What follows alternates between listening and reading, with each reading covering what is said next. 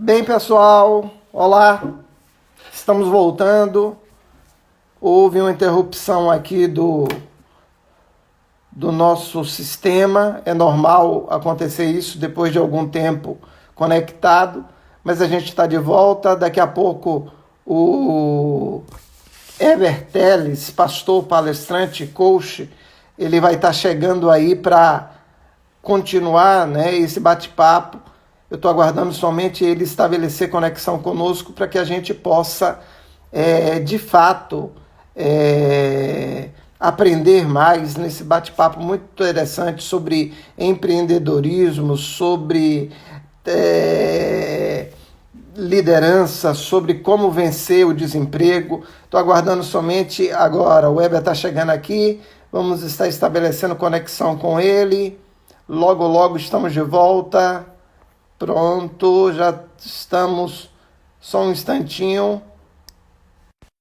Nos conectando. Obrigado, Edson, que está conosco. Salão da DAI. Pronto, Weber. Foi o próprio sistema Pronto, que deu a voltamos. interrupção depois de algum tempo. Sim, você falava aí da questão, a gente falava sobre a questão da informação em tempo certo e a importância da tomada da decisão, né? É isso. Então, a tomada de decisão ela precisa ser feita no momento em que você tenha uma estrutura emocional, no mínimo, equilibrada, né? Porque quando você toma uma decisão em cima de uma estrutura emocional desequilibrada, a tendência de você decidir errado é muito alto. Acaba sendo muito alto. E aí entra um tema que você falou mais anteriormente aí, que isso aí dá uma outra live, que é sobre inteligência emocional, os seus aspectos, suas competências e suas evidências na vida de uma pessoa, né? Porque as Pronto, duas palavras... você já deu o tema, né? Então vamos só agendar do futuro, viu? Pronto, né? Vamos É, lá, continua. as duas palavras que mais são tangíveis para dentro da inteligência emocional é adaptabilidade e flexibilidade. Então, a pessoa que não é adaptável e flexível, ela não decide bem, ela decide de forma arbitrária.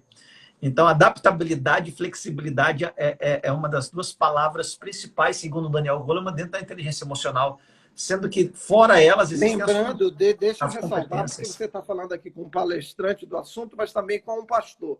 Lembrando que essa flexibilidade e adaptabilidade sem negociar os valores, os princípios divinos. Sim, Eu cito isso sempre porque a gente está com pessoas, né, que são evangélicas e nem sempre tem o discernimento, e às vezes uma palavrinha solta, né?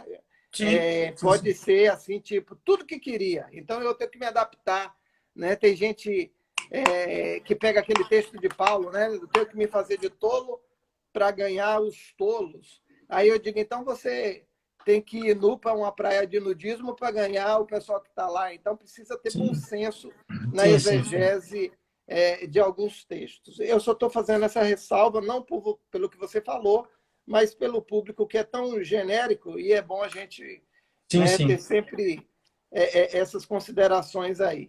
Então, a Então, decisão ela precisa ser pautada em cima de algumas coisas que lhe respaldem. Agora, eu ainda defendo bastante que eu prefiro uma decisão errada do que uma falta de decisão, viu, pastor? é igual aquela frase que a gente aprende na estrada dirigindo, não ultrapasse, como é? Não Isso, ultrapasse, na dúvida não ultrapasse, né? isso. Então,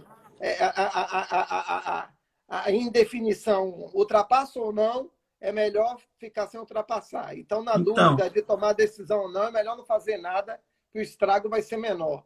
isso. Eu prefiro que a pessoa decida errado do que... Porque, como qualquer outra coisa na nossa vida, a decisão é fruto de aprendizado. Você vai aprendendo a decidir também. Você Você vai prefere que aprender decida errado ou que não decida? que decida errado do que não decidir. Mas vamos lá, deixa eu explicar. O que é decidir errado? Né? Não é decidir, eu estou sabendo que uma coisa é errada e eu vou decidir errado. Não. É melhor uma tentativa de uma decisão em que muitas vezes aquilo não dê certo do que a não decisão. Ah, sim. Né? Mas Não é? quando você já tem elementos consistentes de que é algo errado, decidir pelo errado aí seria Não, não, aí não, aí é burrice. burrice. Eu É tentei burrice. buscar o eufemismo aqui, mas não achei a palavra.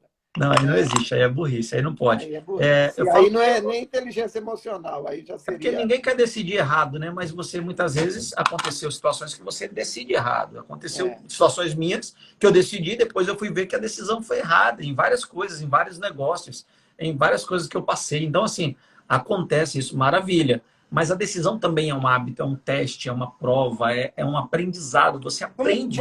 Vamos colocar isso no jogo de futebol, usar a metáfora. É o técnico que está vendo que o time está perdendo e ele, ao invés de tentar trocar algumas peças, ele prefere insistir naquela formação e o time vai levando gol e perdendo. Então, Sim, perdeu a chance, talvez trocando ali 2 ou 3 peças, aquele jogo teria um resultado diferente. Então, seria sim. melhor trocar do que insistir em algo que já mostrou que no primeiro tempo e em parte do segundo já não estava dando certo. Sim, sim. A decisão nada mais é que a cisão, né? O nome já fala decisão. Se você tirar o DE, fica uma cisão. A decisão é uma cisão com o passado. Você corta aquilo, não volta mais. Então, quando você decide, Peter Drucker, o guru da administração, o papa da administração, ele fala que se você tiver um objetivo, e esse objetivo não tiver carregado com ações, isso não é objetivo, é uma mera vontade. Então, a maioria das pessoas elas têm vontades e não decisões. A maioria das pessoas elas olham expectativas e não objetivos. A maioria das pessoas elas veem condições e não decidem, né? Então, eu decido, eu vou hoje tal lugar. Tá chovendo, não tá com ônibus, eu vou. Mas não é porque hoje está chovendo, eu não vou. Então, são pessoas que condicionam e não decidem. E a maioria das pessoas condicionam mais do que decidem. Isso é um perigo. Eu falo sobre querer em alguns momentos, e o querer tem alguns níveis. E um dos níveis do querer é comprometimento. Então, a gente tem dentro da igreja muitas pessoas que pensam que querem, mas na realidade elas não querem. Porque se Não, elas elas quisessem, condicionam. elas se comprometeriam. Elas querem ter um diploma, elas querem estar num outro patamar da pirâmide, mas elas não fazem nada para isso. Então, elas não Sim. estudam, elas não entram no vestibular, elas não entram numa faculdade, se entram, não permanecem até o final. Enfim, elas querem viver o melhor dessa terra, mas não querem fazer nada, porque para que isso aconteça precisa haver um comprometimento. Esse comprometimento significa também a entrega da pessoa, né? E Isso, aí, isso, às vezes, né, o conceito religioso equivocado joga isso tudo na conta de Deus, achando isso. que estamos na fase do deserto, que Deus vai ficar jogando maná. Inclusive, é algo que a Bíblia mostra que quando o povo chegou na Terra Prometida, o Vai maná cavar cessou. buraco, miserável. Então, eles tinham que cavar buraco para plantar Isso. semente, mas Isso. também comer o melhor que aquela terra podia Sim, oferecer. sim. Mas o pessoal estava, Perfeitamente. muita gente daquela geração estava tão confortável com aquela Sim. ração, com aquela bolsa ração, né? Vamos chamar É, isso, é. né? A bolsa ração diária, que diz, poxa, cavar buraco vai dar trabalho, Pastor, acordar. Deus nunca garantiu que os nossos planos dariam certos. Todos dariam certos. Ele garantiu que os dele nunca seriam frustrados, mas os nossos vão dar errado pra caramba. Pô. Exatamente.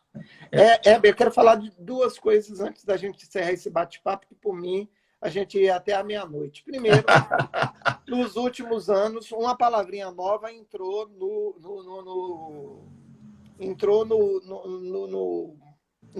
deixa eu ver que palavra usar, entrou nesse segmento aí de treinamento. Que palavra é sim. essa? Coach, né? Certo. Então, a gente ouve a palavra consultor, a gente ouve a Mentor. palavra mentoreamento, a gente ouve a palavra coach. Fala um pouquinho dessa coisa e se existe algum tipo de diferenciação sobre isso, Então, né? vamos lá. Me desculpa ser muito direto com relação a isso, mas o E coach tem hoje em muita si. gente dizendo que é coach, que não é coach de nada. Primeiro que o Pronto, coach é alguém pronto, que sabe o ponto final aonde chegar.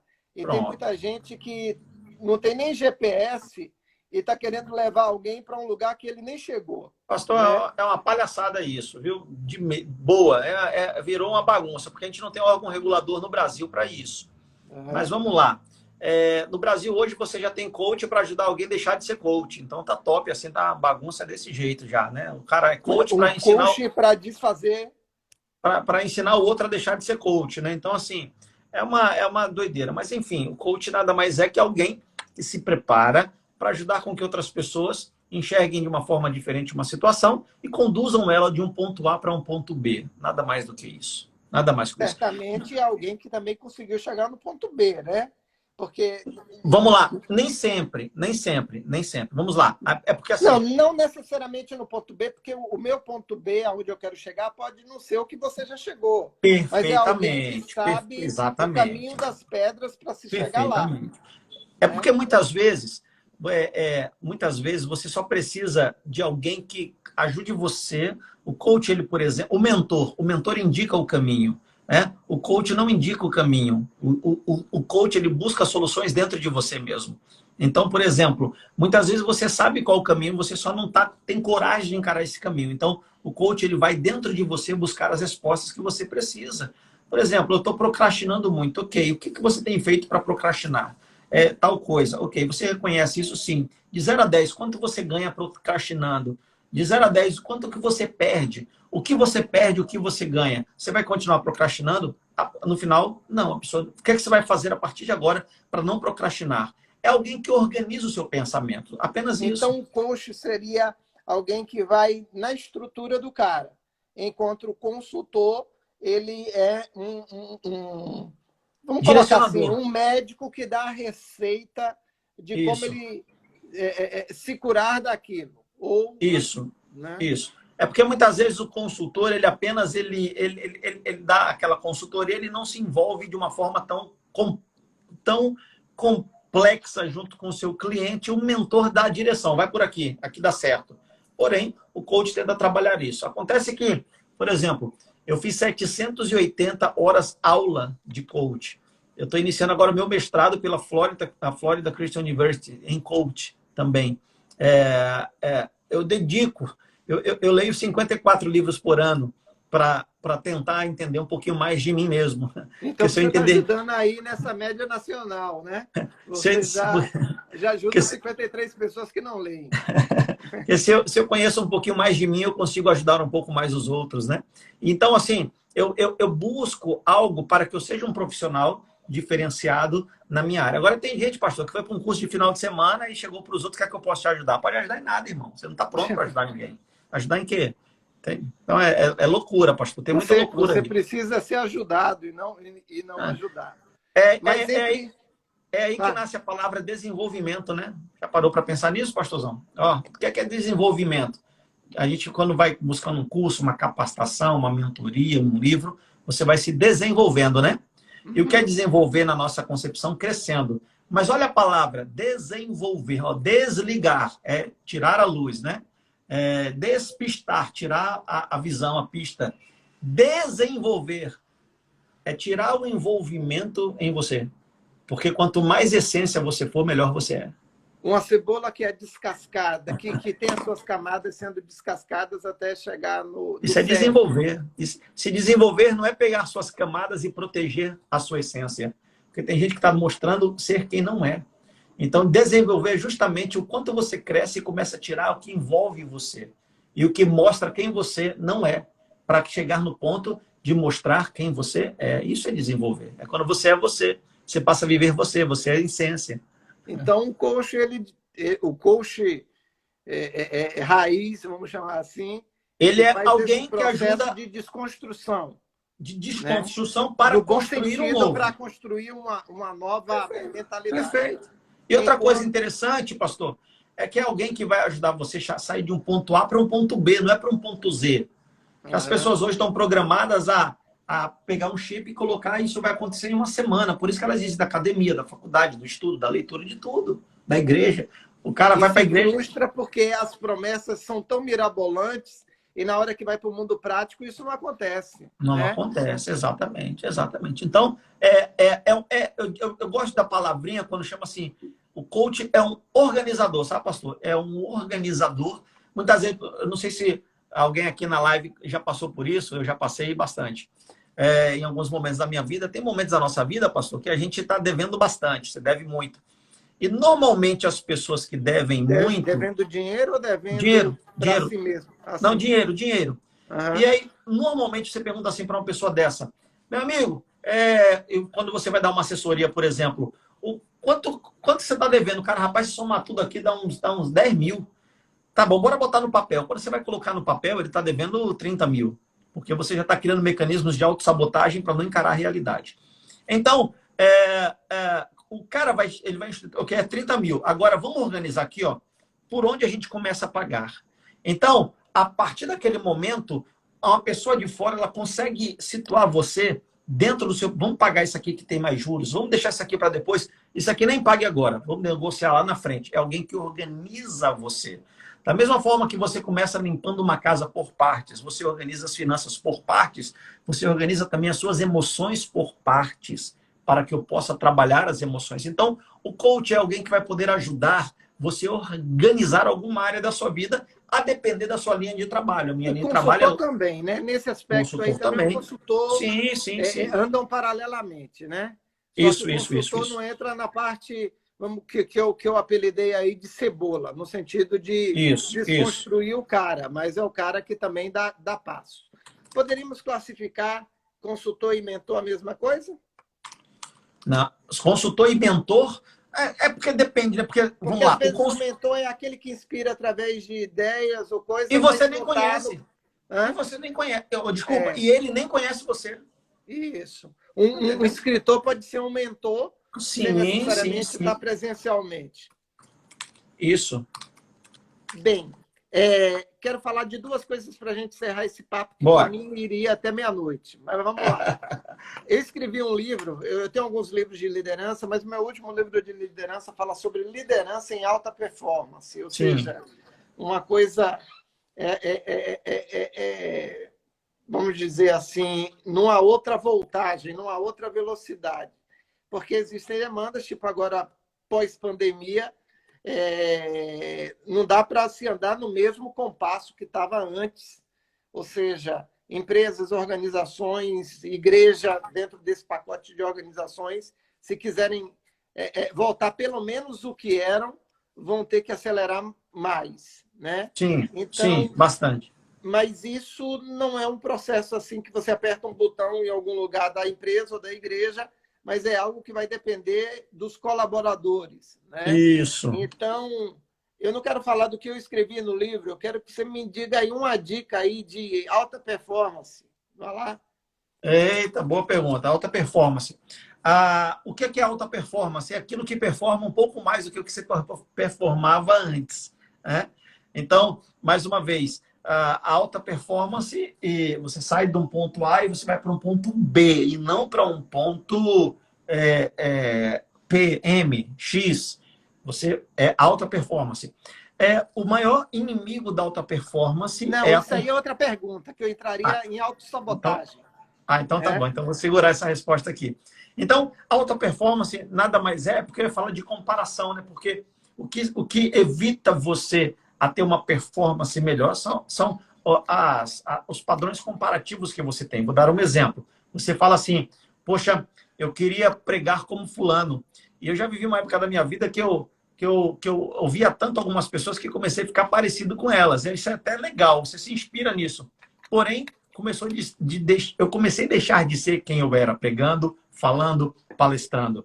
Então, assim, o perigo da alta performance, que pode ser a comparação, mas o que ajuda a alta performance é o indicador. É tipo assim, o que eu hoje faço que eu não fazia. Não é o que alguém está fazendo, é o que eu hoje faço. Se eu leio um livro, eu vou melhorar minha performance lendo 2 livros por mês? Então vou fazer. Eu vou melhorar a minha performance fazendo um curso online com alguém que eu admiro, que tem um padrão, então eu vou fazer. Então você melhora a performance igual eu fui atleta amador um tempinho, tem uns 3 anos de corrida, e cheguei a fazer aquela meia maratona farol de Itapuã, farol da Barra, correndo. Fiz 1h e 43 minutos. Então, assim, o meu desafio, e o meu professor ele falava muito sobre a minha melhoria de tempo, não é a do outro. Não é olhar o que está na frente, é a sua melhoria de tempo. Se superar. Você se superar mesmo. só, si mesmo, só isso. Então, a gente fala de alta performance, a gente pensa logo nos super esportistas, nos top caras, tops pastores, tops líderes. Peraí, ok, isso tudo também. Só que eles também têm um desafio de serem melhores performistas aonde estão. No nosso caso, alta performance é o que me leva a ter uma performance diferente do que eu tenho hoje.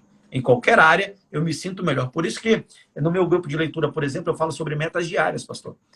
A gente fala muito de metas diárias. Por exemplo, se você colocar que amanhã você vai acordar 7 horas da manhã, um exemplo, você vai acordar 7 horas, amanhã você vai assistir uma live, você vai assistir o seu culto online, à tarde você vai ler um pedacinho do seu livro, à noite você vai jantar com a sua família. No final do dia, você vai pegar esses 5 elementos e vai pegar uma canetinha e vai ticar. Ou se você usa o seu celular no lembrete, você vai ticar. Você colocou 5 metas e que você cumpriu. A gente precisa experimentar as metas pequenas para começar a acostumar com as metas grandes. Então, eu preciso celebrar as metas pequenas.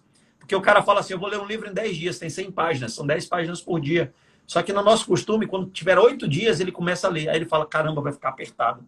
Por É quê? igual a pessoa que quer ler a Bíblia toda num ano e não consegue nem ler um capítulo por dia. E aí ele começa a estabelecer essas metas que são louváveis pela vontade, mas na prática ele não vai conseguir, porque ele não está lendo nenhum versículo.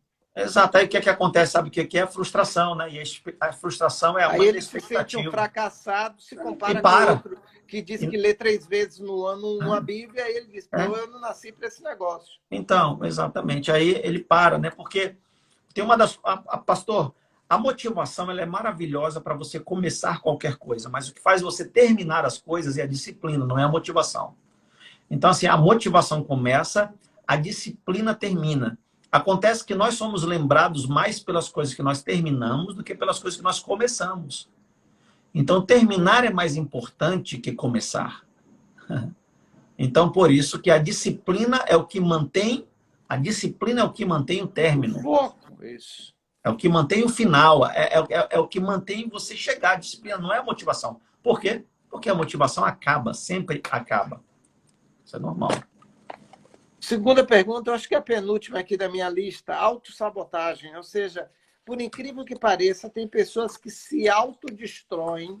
Isso. Porque é normal a gente pensar no inimigo tentando nos destruir. Isso. Mas nem sempre a gente leva em consideração que nós somos os maiores autossabotadores que existem, né? Então, os principais inimigos. Os nossos inimigos. Paulo fala um pouco disso, né? Ele fala o bem que eu quero fazer, isso não faço, enfim. Tem outros textos que poderiam até dar um respaldo maior sobre isso que eu estou falando agora, mas a citação do Paulo foi o que me veio à mente. Então, fala aí algumas coisas que pode sabotar aí um empresário que está vendo a gente, que na realidade ainda é um embrião de empresário, né? Mas pode daqui a 20 anos dizer, olha, eu estava vendo aquela live, né, naquele sábado lá no Instagram e me tornei um grande empreendedor e se lembrar da gente, né? E, é claro, né, nos abençoar. Fala aí. Então, sobre essa autossabotagem. Então, a sabotagem, ela é a expressão da individualidade, né, do individualismo. É a expressão da autodestruição. Alguma coisa que... O que é a sabotagem? É algum gatilho dentro de você, que pode ser uma falta de merecimento, um medo do sucesso, ou não achar que merece, e que faz com que você desvie de uma rota. A autossabotagem ela tem uma estrutura criada emocional, principalmente na infância, e você traz isso durante muitos anos da sua vida. Então você vai se sabotando. Porque tem gente que acha, pastor, que não merece mesmo, sabe? Tem gente que acha que assim, não mereço. Quando eu falo não mereço, não é ele expressando isso, é dentro dele. Não, mas tem gente que expressa isso em coisas simples, tipo, você dá um presente, ela diz, eu não mereço isso, né? Pronto. E não é hipocrisia, ela realmente não se sente digna de ser presenteada por uma outra pessoa, porque ela se acha tão inferior. E isso pode vir de construções que foram feitas lá atrás, do pai, da mãe, do marido. Sim. Por exemplo, o que é que leva uma pessoa a comer de forma desenfreada, sabendo que aquilo está trazendo mal para ela? Sabotagem. Só que muitas vezes tem uma raiva aí por trás, tem um ódio aí por trás, muitas vezes tem um abandono aí por trás. Muitas vezes você tem algumas situações aí por trás, pastor, que faz com que as pessoas acabem se penalizando. Tem muita gente que a gente conversa, por exemplo, que eles falam, não tem uma raiva, é uma raiva que tem dentro de mim, não sei de onde. Ela machuca todo mundo que está perto, ela machuca todo mundo que cerca ela não sabe de onde. É uma pessoa boa para os outros, mas para quem está perto, ela é horrível. Então, é uma sabotagem, muitas vezes, que acaba fazendo com que essas pessoas se autodestruam. Então, a sabotagem é uma desculpa para justificar o que você sabe que está errado. Então, é terrível. É terrível, é terrível a autossabotagem. Uma pessoa dessa não tem como vencer no pastoreio, na administração de uma organização, de uma empresa, ou Não. até mesmo Sozinha, não. Hã? Sozinha, não. Ela precisa de ajuda. E você falou de ajuda, né? Na realidade, hoje, durante muito tempo, ajudas nessas áreas aí, dentro da igreja, eram tidas como quase um crime, né? Ou seja, um cristão procurar um psicólogo ou um psiquiatra era quase um atestado de que ele era louco, né? Sim. Ou que ele estava abandonando a fé porque Deus não estava confiando em Deus. Sim. Apesar que quando você está com dente, você não, né? Mas quando alguém está com dente lá, Vai no doendo, dentista. cariado, ele vai no dentista, ele não vai para um culto de oração de 30 dias. Então, ir ao dentista não é crime, mas às vezes a busca por um auxílio, né, na questão psicológica, ou às vezes até na questão do psiquiatra, porque é aquele que pode medicar, né, Sim. sempre foi um ato de preconceito dentro das religiões. Hoje isso está sendo quebrado, porque também, né, muita coisa que a igreja no passado colocava como algo diabólico, ela está, não por causa da Bíblia, mas por causa da falsa religiosidade, ela está sendo contradita na prática. Então, quanto tempo demorou para uma guitarra entrar num templo, uma bateria chegar Uma dentro de uma bateria. igreja? Quanto tempo demorou para uma televisão ser um instrumento de transmissão do evangelho? Quanto tempo a internet, né, mesmo sendo algo agora mais popular, recentemente foi visto como algo do Satanás, enfim, essa coisa toda. Então, essa coisa também, eu sempre digo, quando alguém quebra a perna, ela vai no ortopedista. Quando Sim. alguém tem um problema cardíaco, ela vai no cardiologista. Quando alguém tem um Sim. problema de ordem como é que eu posso Emocional. colocar, emocional, ela procura um psicólogo ou, se precisar, até mesmo um psiquiatra. Hoje se sabe que existem neurotransmissores, tipo serotonina e tantas outras coisas, que afetam diretamente, né, a saúde do Sim. organismo, desde o sono até Sim. outras áreas, né? Então, graças a Deus que, de alguma forma, o conhecimento, né, tá chegando, e aquilo que a Bíblia diz lá em Oséias, de alguma forma tem sido evitado em alguns lugares, né? Que o povo perecia por falta de conhecimento. Então, eu queria fazer essa colocação. Pastor Heber, muito obrigado. Antes de fechar tudo, dá uma palavra aí, pós-pandemia, que a gente não sabe quanto tempo vai durar esse negócio. A gente está vendo aí remédios surgindo, o mundo trabalhando para achar uma vacina, os políticos tentando equilibrar a questão da flexibilização para a volta ao trabalho e, ao mesmo tempo, a proteção Dos dos grupos de empregos. risco e também não a perda dos empregos, porque a gente sabe que o desemprego é uma doença também, né? Sim. Ele desencadeia a doença. Eu me lembro de um estudo de algum tempo atrás que dizia que a notícia do desemprego era tão impactante quanto a notícia da morte de alguém, né? Ou Sim. seja, quando a pessoa recebia a notícia que estava desempregado, ele tinha um impacto emocional de como se tivesse ouvido alguém da sua família morreu. Então, é algo muito sério que mexe nas estruturas. Então, esse cenário pandemia aí, né? Como será, né? Tenta ser aí um visualizador, né, do pós-Covid-19, como será esse mundo aí que nos aguarda. Então, pastor, eu acredito que depois de toda tempestade sempre tem bonança, sabe? Alguma coisa de muito bom vai acontecer em termos de pessoas. As pessoas não serão mais as mesmas, as pessoas vão se preocupar um pouquinho mais com o futuro, vão se preocupar um pouquinho mais com, mais uma vez que já falamos, com você ter uma reservinha guardada, ao invés de ficar gastando tudo que ganha. Elas vão procurar empreender, fazer outras coisas para não dependa apenas de uma fonte de renda. Que São a coisas. vovó já dizia, né? Nunca Nunca coloque guarde os todos os ovinhos. ovos numa cesta só, né? Mas Sim. parece que os netos não ouviram os conselhos. Então, isso acontece muito, muito, muito. Então, assim, eu acredito que isso está dando um sacudida no povo para, opa, tenho que fazer alguma coisa. Acontece que se você não tem feito nada enquanto está tendo tempo agora, esses dias dentro de casa, você não vai fazer nada depois. Isso que é o mais preocupante para mim. Isso é o mais preocupante.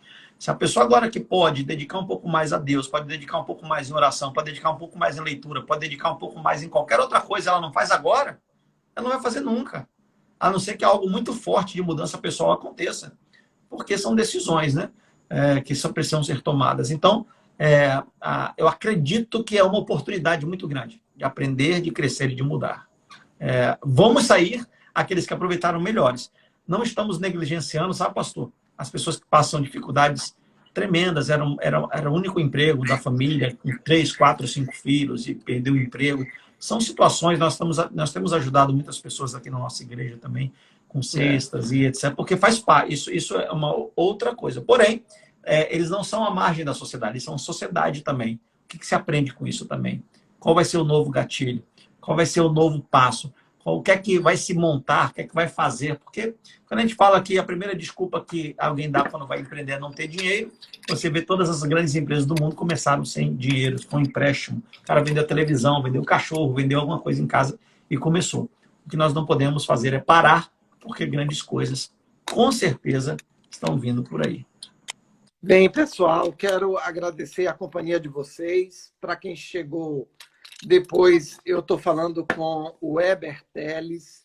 Ele é palestrante, coach, pastor, uma pessoa da nossa mais alta estima, está na nossa prateleira de cima daquelas pessoas Obrigado, pastor. especiais que respeitamos, não somente pela sua linhagem, ou seja, da família que você veio, mas por quem você é. Então, quero ressaltar aqui, eu era pequeno, devia ter o quê? 10, 8 anos. Eu ia na igreja do seu pai, lá em Feira de Santana, né? Me lembro de canções que ele cantava. Ele tinha uma canção, eu acho que é Eu Sou a Videira Verdadeira, e meu pai é o agricultor. Tinha umas canções assim, Eita, meu Deus. bem antigas, e eu ia lá, né, com meus tios, com meu tio, tia, primos, minha mãe e meu pai, enfim, e nós respeitamos o ministério do seu pai, que não está mais conosco, mas deixou um legado. Amamos a sua mãe, a pastora Maili, a Maressa, que era pequenininha quando nós nos conhecemos, né, a sua irmã. Deus abençoe sua esposa, seu sogro, né, a quem tanto admiramos e que quando o convidamos, está sempre receptivo aos nossos convites, o apóstolo Roberto. E quero agradecer especialmente a você nessa noite por essa aula que, se fosse para ser paga, nossos participantes aí da live teriam que desembolsar um bom valor, porque não foi somente, como é que eu posso dizer aqui, só um instantinho, não foi somente um delivery, mas foi um over delivery. Você deu Verdade, algo a verdade. mais para a gente. Verdade, Então, eu verdade. sou muito grato a você. E eu queria agradecer o pessoal antes de encerrar aqui. A gente já teve uma primeira parte de seguidores. Poxa, mas tem muita gente aqui. Eu acho que vou demorar quase meia hora para agradecer. Então, pela falta de tempo, vou citar só alguns nomes. O Austin, o Maurício, a Irani Rossoi, meu filhote mais velho, Ian Groove, aí, ó, que está com projetos de empreendedorismo pela frente, o Antônio Elesbão, o pastor Pedro Simões, lá de Camaçari, Railton Laureano, coordenador estadual de diaconato da nossa igreja na Bahia, pastor Newton, que é Nilton AS, aí, o perfil dele, pastor da nossa igreja, da nossa região, lá em Jauá. Um abraço para ele, para a pastora Jacira e para seus filhos. E aqui paralela, nossa pastora, nosso pastor Reginaldo e nossa pastora Priscila e sua família assistindo, o Salomão, né, o contrabaixista daqui da igreja, a Roberta, José Ailton, minha esposa, né, pastora Marília, quem mais?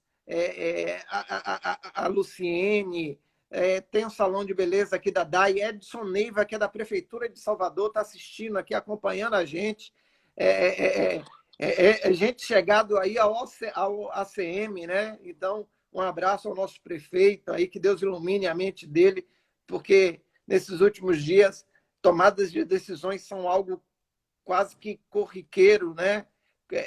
Corriqueira. Algo constantemente os governantes têm que estar tomando decisões. O Alexandre, Sila Portela, Ilma Nascimento, Alex Campos, o Lázaro, enfim, muita gente. Não vou agradecer a todos. Renildo, né? Eu acho que o Renildo aqui é pastor lá no extremo sul, se eu não estou enganado. Um abraço para ele, para todos os pastores da região extremo sul, da Quadrangular, Jamile, Eunice, muita gente, viu? Então, Deus abençoe, que eu não citei o nome na outra live, vou estar citando, e encerro agradecendo você que nos acompanhou aqui, os outros que acompanharam na primeira parte, quando houve a queda de conexão, é algo normal do Instagram fazer isso depois de certo tempo. E, mais uma vez, Heber, Deus te abençoe, a gente se fala depois no privado aí. Um abraço. Satisfação, pastorzão. Obrigado por todos, conte comigo. Obrigado.